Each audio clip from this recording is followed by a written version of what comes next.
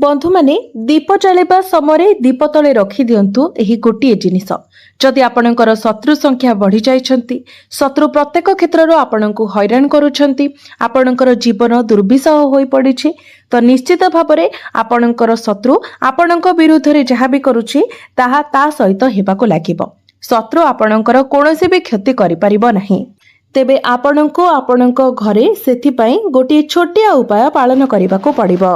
दीप तले आपणको बास गोटे छोटिया जिनिस रखिदेबार अछि। एही जिनिसटी दीप तले रखिदेबा क्षणी ही आपणकर शत्रुर ओलटा गणिबा आरंभ होइजिबो। से आपणकर सहित शत्रुता करिबा भूलिजिबो। दीप तले आपण जदि एही जिनिसटी रखि देउछंती तो आपण निजे ही देखिबे आपणकर शत्रु पस्ताइबाकू लागिबो। आपणक विरुद्ध रे शत्रुता करिबा किंबा कोनोसी षडयंत्र करिबा से भूलिजिबो।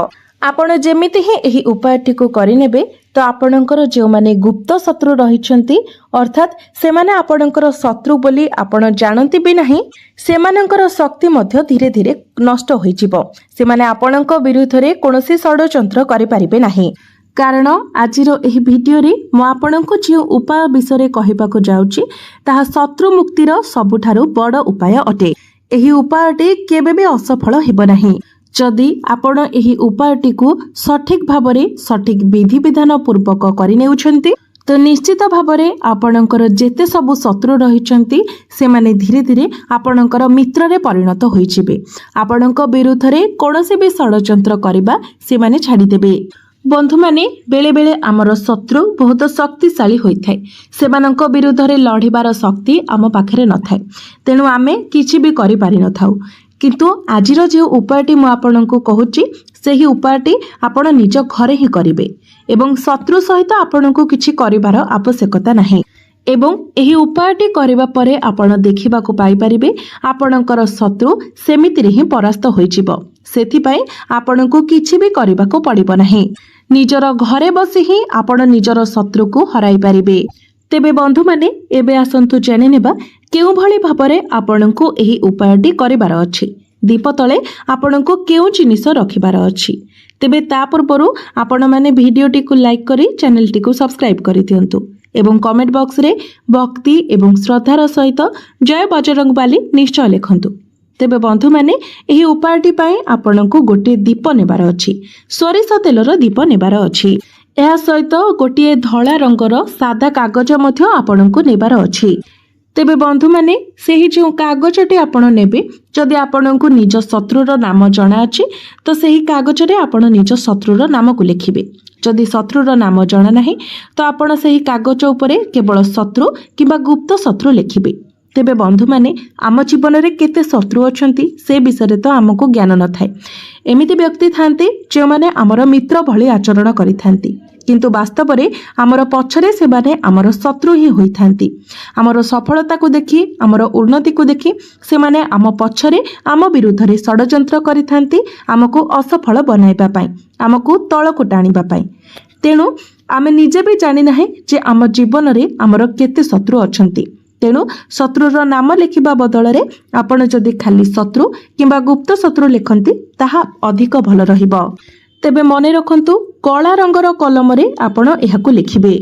तेबे बंधु माने आपणकु एही उपायटी आपणक घरर एपरि स्थान रे करिबार अछि जेमिति एही उपायटी करिबा समय आपणकु केही न देखंती किंबा एही उपाय विषय रे आपणकु केही किछि न पचारंती। आपणकु एही उपाय करिबा समय जेमिति केही डिस्टर्ब न करंती सेथि प्रति आपण ध्यान रखिबे। कारण एही उपायटी को आपणकु संपूर्ण भाबरे गुप्त भाबरे करिबार अछि। एही उपायटी करिबा समय आपण दक्षिणाभिमुखी होई बसिबे अर्थात दक्षिण दिग को मुख करी बसिबे। आपण भूमि उपरे बसी एही उपायटी को करिवे। बेड किंबा चेयर उपरे बसी आपण एही उपायटी को करिवे नाही। आपण भूमि उपरे बसी एही उपायटी को करिवे। स्त्री किंबा पुरुष उभय एही उपायटी को करि परिबे एवं एही उपायटी को आपण जे कोनोसी दिन रे भी करि परिबे। किंतु एथिपाई आपण जदि चाहिबे तो शनिवार एवं मंगलवार एई दुईटी सर्वश्रेष्ठ रहिबो। तेबे सेमिति रे भी आपण जेबे भी चाहिबे एहाकू करि परिबे। तेबे एही उपायटी आपण संध्या समय करिवे। संध्या समय एही उपायटी आपणको अधिक फल प्रदान करि परिबो। आपण चाहिले एहाकु राति समय मध्य करिपारिबे किंतु दिन रे आपण एहाकु करिपारिबे नाही। दिन रे एही उपायटी को करिबा द्वारा आपणको कोनोसी फल प्राप्ति हेबो नाही। एहा व्यतीत दिन रे मध्य संभावना रहिछि जे आपणको केही डिस्टर्ब करि पारंती। तेबे संध्या परे कोनोसी भी समय रे आपण एही उपायटी को करिपारिबे। तेबे मने रखंतु सेथिपाई आपण गोटे सोरिष तेलर दीप, गोटे धଳାର सादा कागज, गोटे कला रंगर कलम आपण निज साथी रे नेकी जिबे एवं जेउठारे आपण उपाय करिबे सेठारे तळे बसी आपण दक्षिण दिगको मुख करी बसिबे। तापरे सेही दीपटी को आपण जळाइबे। जदि आपणको पाखरे पीढ़ा अछि, स्टूल अछि तो ता उपरे आपण सेही दीपटी को रखि पारिबे। चाहिले आपण भूमि उपरे मध्य दीपटी को रखि पारिबे। दीप जलाई सारिबा परे आपण सेही कागज उपरे शत्रु किंबा गुप्त शत्रु किंबा आपणको शत्रुंकर नाम को आपण तेबे अधिकरु अधिक आपण सेथिरे 3टी नाम लिखि पारिबे। 3टीरु अधिक नाम आपण लिखि पारिबे नाही। तेणु भलो हेबो आपण ता उपरे शत्रु किंबा गुप्त शत्रु लिखि दियंतु। तापरे आपण सेही कागजटी को फोल्ड करी छोटिया बनै दियंतु एवं सेही जळुथिबा दीप तळे सेही कागज को आपण 1 मिनिट पर्यंत रखि दियंतु। तापरे 5 थर आपणको शत्रु शत्रु शत्रु शत्रु शत्रु एही बळे भापरे कहिबार अछि। तापरे आपणको शनिदेवंकर ध्यान करिबार अछि। शनिदेव हेउछंती न्यायर देवता, कर्म फलदाता। केबे भी कहा सहित अन्याय हेबाको शनिदेव देई नथांती। जदि कोनोसी भल व्यक्ति भल कर्म करिथाय तो सेही व्यक्ति को शनिदेव भल फल प्रदान करिथांती एवं जो व्यक्ति खराब कार्य करिथाय, अन्याय कार्य करिथाय तो ताकू शनिदेव दंड मध्य प्रदान करिथांती। तो तापरे आपण शनिदेव को प्रार्थना करिबे जे हे प्रभु शनिदेव मोर गुप्त शत्रु हुंतु किंबा मोर सामने रे जे शत्रु अछंती सेमानंको आपण परास्त करंतु। एतिकी प्रार्थना करि सारिबा परे सेही कागजटी को आपणको दीप तळु नै आसीबार अछि एवं सेही जळुथिबा दीप रे ही सेही कागज को आपणको जळाई देबार अछि एवं कागजरु जे पाउंस बाहरिबो सेही दीप सहित सेही पाउंस को आपण नै कोनोसी गच्छ मूल रे पोति दियंतु। जेतेबेले आपण पोति के आसीबे तो पछको बुलिकी चाहिबेनी, आपण सीधा सीधा निजर घर को चली आसीबे। तेबे एही उपायटी को आपणको लगातार 2 थर करिबार अछि। आपण जेउ दिन एही उपायटी करिबे ता परदिन मध्य सेही भाबरे आपणको एही उपायटी को करिबार अछि। तेबे बंधु माने जदि आपण शनिवार दिन एही उपायटी को करूछंती तो 2टी शनिवार आपण करंतु। अर्थात आज जदि शनिवार रे आपण एही उपायटी को करूछंती तो आसंता शनिवार रे आपण पुणी थरे एही उपायटी को करिवे एवं मंगलवार दिन जदि करूछंती पुणी आसंता मंगलवार दिन आपण एही उपायटी को करिनेबे। खूब शीघ्र ही आपणको एहार लाभ प्राप्ति हेबो। बंधु माने मने रखिबे जे एही उपायटी को आपण शनिदेव को स्मरण करी करूछंती। शनिदेव हेउछंती ब्रह्मचारी। तेणु आपण जेउ दिन एही उपायटी को करिवे से दिन आपण ब्रह्मचर्य व्रतर पालन करिवे। कोनोसी आमिष किंबा तामसिक खाद्य आपण खाइबे नाही। निशा द्रव्यर सेवन करिवे नाही। एही दिन आपण जेमिति काहाको कष्ट न दियंती सेथि प्रति मध्य ध्यान रखिबे। शनिदेव को जेउ सबु जिनिस खराब लागे, जेउ सबु जिनिस को से घृणा करंती से सबु जिनिस ठारो आपण दूरे रहिबाको चेष्टा करिवे। तेबे मने रखिबे जदि आपण कहार खराब चिंता करूथिबे, आपण कहार किछि बिना कारण रे कहा सहित शत्रुता करूथिबे तो एही उपाय आपणको उपरे मध्य भारी पड़ी पारे। तेणु आपण निजर मन को प्रथमे परिष्कार करिबा पई चेष्टा करंतु।